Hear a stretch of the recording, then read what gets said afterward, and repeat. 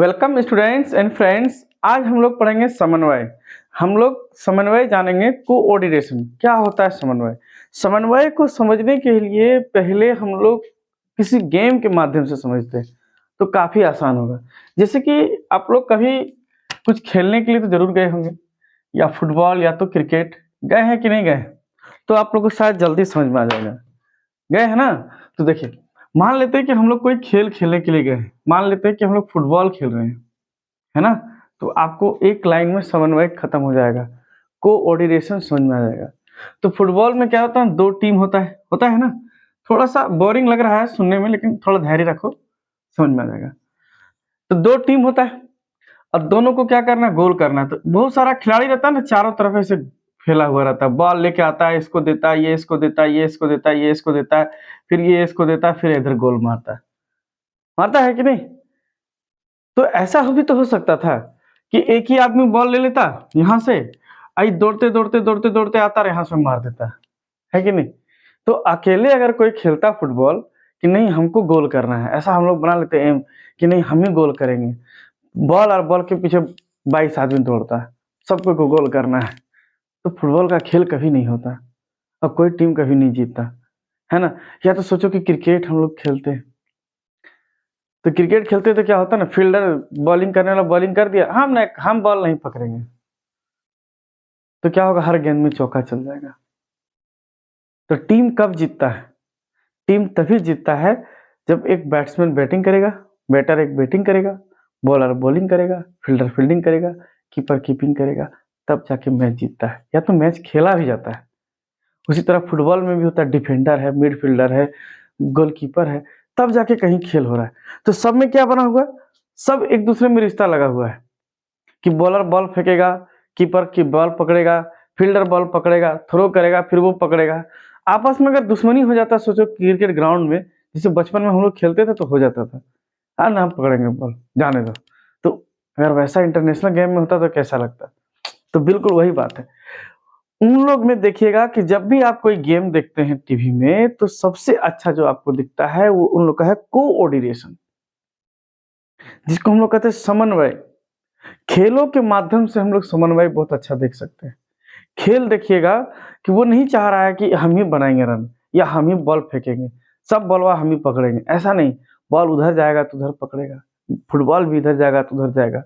तो ये है समन्वय, जो आपसी में बना हुआ है। वो देख रहा है दूसरे को कि हाँ बॉल अब हमको पास मिला है तो वो पास दे रहा है। तो इसी को कहते हैं समन्वय। जब कोई प्रबंधक कार्य करता है ना, तो उसके लिए सबसे बड़ा जरूरी होता है कोऑर्डिनेशन होना। एक कर्मचारी दूसरे कर्मचारी का बात सुनेगा, दूसरे कर्मचारी तीसरे कर्मचारी का बात सुनेगा, ये ऊपर से नीचे तक इसी तरह चलता जाएगा। जब तालमेल बना रहेगा तब काम अच्छा होगा। चलिए अब डेफिनेशन को पढ़ते, देखिए क्या है। समन्वय का अर्थ बिखरे हुए तंत्र को किसी नियत उद्देश्य श्रृंखलाबद्ध करना तथा एक सूत्र में पिरोना। कई बार कहा जाता है कि समन्वय क्या है? कि एक माला है जिसमें अलग अलग तरह का मोती डाल करके बनाया जाता है और सब मिल करके रहता है, इसी को समन्वय कहते हैं। बिखरे हुए तंत्रों का मतलब यही कह सकते हैं कि अलग अलग क्वालिटीज का लोग होगा, अलग अलग पोस्ट का आदमी होगा, अलग अलग विभाग में काम करने वाला आदमी होगा, और सबका उद्देश्य कुछ ना कुछ होगा और सबको एक साथ क्या करना है? काम करना है। इसीलिए समन्वय को प्रबंध का सार भी कहते हैं। समन्वय जो है संगठन के विभिन्न लोगों में तालमेल बनाए रखने से है। समन्वय का अर्थ ही इसी तरह है कि लोगों में क्या किया जाए? तालमेल बनाए रखे। समन्वय पारस्परिक सहयोग है, एक दूसरे को सहयोग है और एकता का प्रतीक है। और क्या है? एकता का प्रतीक है। यही दरअसल समन्वय है। एक व्यक्ति से दूसरे व्यक्ति में कनेक्शन, रिलेशन बनाए रखना, संबंध बनाए रखना और अच्छा वाला संबंध बनाए रखना। अगर सोचो कि कर्मचारी ही एक दूसरे को डुबाने पे लग जाता तो क्या होता? बैंक जाते, कैशियर सोचता कि मैनेजर को आज वाट लगाना, चलो 50,000 की जगह किसी को 1,00,000 पेमेंट कर देते हैं, नहीं ना? तो कितना अच्छा देखिएगा व्यवहार होता है। कभी हम लोग के लिए सबसे माने, अगर कोई ऑर्गेनाइजेशन को देखना तो सबसे आसान है, कभी बैंक चले जाइए। बैंक इसलिए हम बार बार कहते हैं कि वहां देखने को मिलता है, मैनेजर आएगा तो अपना स्टाफ को भी बोल रहा है सर ये काम ऐसे करिए, प्यार से बोल रहा है। उसका स्टाफ भी बोल रहा है हाँ सर इसी तरह हम करेंगे, है ना? तो ये तालमेल है, तभी जाके बैंक चल रहा है। अब बैंक में कोई हड़बड़िया मैनेजर आता है, बाद में ऐसे काम कर रहा है, तो उसका स्टाफ नहीं काम करता, गुस्सा आ जाता तो रिजाइन लिख देता, तुरंत कागज मुंह में फमाता और घर चल जाता। उसका बैंक दिन भर पड़ा रहता, सारा काम करप्ट हो जाता। तो उस तरह नहीं करता वो। सबसे आदर्श जगह है समन्वय देखने का, वो है बैंकिंग जगह पे। स्कूलों में थोड़ा बहुत हो सकता है, टीचर टीचर में बात ना करे अलग बात है, लेकिन बैंक में ऐसा नहीं होता है। इसीलिए सबका क्या बनना चाहिए, तालमेल बनाए रखने की क्रिया को ही समन्वय कहते हैं। और ये प्रबंधक का कार्य है कि सभी कर्मचारी, व्यक्तियों, विभागों में क्या बना रहे, समन्वय बना रहे। ठीक है, हमको लगता है आपको समझ में आ गया होगा समन्वय क्या है। तो समन्वय का 3 तत्व है, एक है एकीकरण, संतुलन और अनुसूचीयन। एकीकरण का मतलब क्या है कि सबका उद्देश्य एक होना चाहिए। सबका उद्देश्य क्या होना चाहिए, एक होना चाहिए।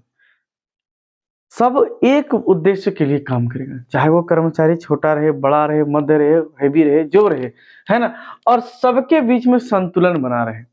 संतुलन ये है कि मैं अपना जिम्मेदारी जितना काम है उतना करेंगे, आपको देंगे, आप उसके आगे फाइल करिएगा, उसके आगे वो फाइल को काम करेगा।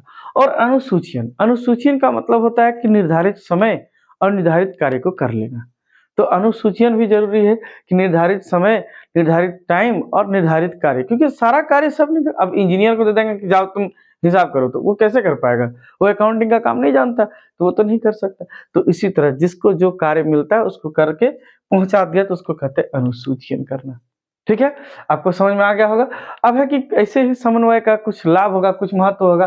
तो सबसे बड़ा महत्व इसका जो है वो है कि आदेश एवं निर्देश की एकता।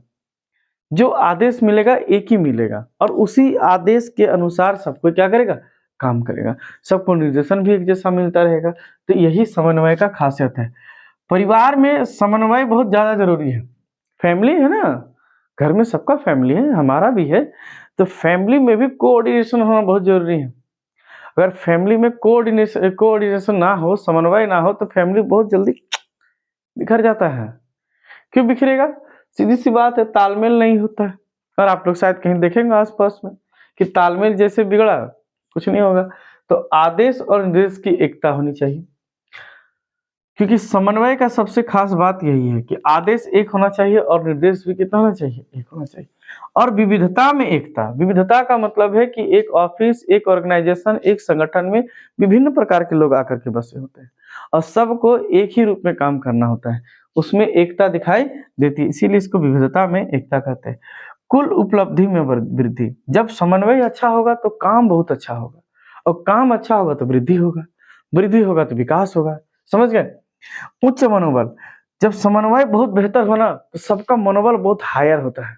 हाँ हाँ करके दिखाएंगे सर, आपका बात समझ गए सर, आपका लक्ष्य मेरा लक्ष्य, आपका टारगेट